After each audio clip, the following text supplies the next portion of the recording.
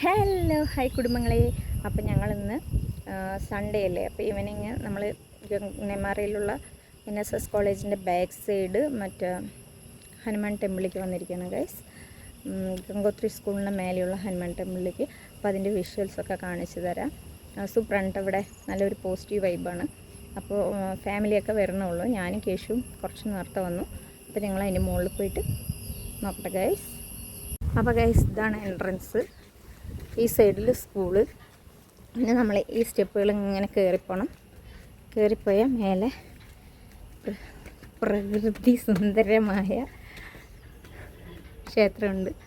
അവിടെ കണ്ടില്ലേ ഹിൽസ്, ഇവിടെ സ്കൂള് ഇതെല്ലാം ഉണ്ട് ഗൈസ്. സ്കൂളിൽ ചെറിയ കിഡ്സ് പാർക്കൊക്കെ ഉണ്ട്. നല്ല ടെന്നീസ് കോർട്ട്, ബാസ്കറ്റ് ബോൾ കോർട്ടൊക്കെ ഉണ്ട്. കളിക്കാനൊക്കെ സ്പേസൊക്കെ കാണുന്നുണ്ട്. സൂപ്പർ. അപ്പോൾ ഗൈസ് ഇത്രയും പടിക്കെട്ടുകൾ കയറി നമ്മൾ വന്നിരിക്കുന്നത് ടെമ്പിൾ. അപ്പം ഞങ്ങളത് സ്റ്റെപ്പൊക്കെ കയറി അമ്പലത്തിൻ്റെ ഫ്രണ്ടിലെത്തിയിട്ടുണ്ട്. അവിടെ 3 കാക്കകൾ നിരനിരയായി നിൽക്കുന്നുണ്ട്. വേറെ ഭക്തരൊക്കെ വന്നിട്ടുണ്ട് തോന്നുന്നു. ചെരുപ്പുകളൊക്കെ കണ്ടു. അങ്ങനെ ഞങ്ങൾ ഉള്ളിൽ പോവുകയാണ്. താഴത്തുനിന്ന് ഇത്രയും പടിക്കെട്ട് കയറി വന്നു. സൈഡ് വെസ്റ്റേൺ ഗഡ്സിൻ്റെ ഭാഗമായിട്ടുള്ള മലനിരകളൊക്കെ കാണാൻ പറ്റുന്നുണ്ട്. നെല്ലിയമ്പതി മലയാണെന്നാണ് തോന്നുന്നത്.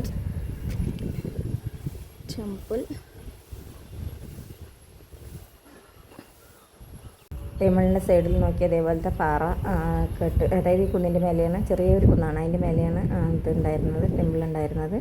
അപ്പോൾ ഞങ്ങൾ താഴെ കൂടെ നമ്മുടെ ഹൈവേ പാസ് ചെയ്യുന്നുണ്ട്. അപ്പോൾ അതൊക്കെ നോക്കി അങ്ങനെ പ്രസാദം വാങ്ങിച്ചിട്ട് അവിടുത്തെ സൺസെറ്റ് കാണാൻ നല്ല രസമാണ് ഈവനിങ്. അപ്പോൾ സൺസെറ്റ് കണ്ടു. നേരത്തെ അവിടേക്കൊക്കെ എൻട്രൻസ് ഉണ്ടായിരുന്നു കുന്നിൻ്റെ മേലെ. ഇപ്പോൾ എൻട്രൻസ് ഒന്നുമില്ല, പക്ഷെ നമുക്ക് സൈഡിൽ നിന്നിട്ട് ചുറ്റും കാണാൻ പറ്റുന്നതാണ്. അപ്പോൾ പിള്ളേരും എത്തിയിട്ടുണ്ട്. പിള്ളേരും ഒക്കെ തൊഴിൽ വന്നിട്ട് നിൽക്കുന്നുണ്ടായിരുന്നു.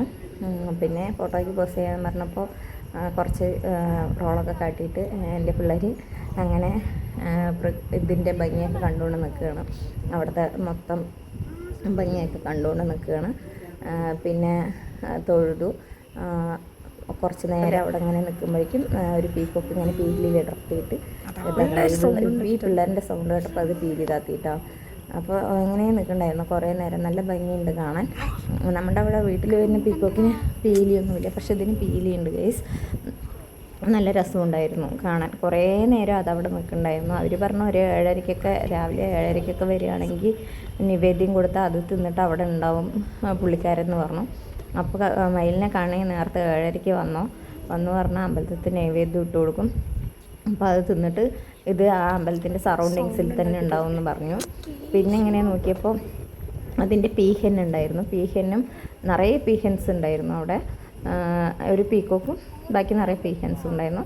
പിന്നെ ഇങ്ങനെ കുന്നിൻ്റെ വിഷ്വൽസൊക്കെ എടുത്തു ഞങ്ങൾ.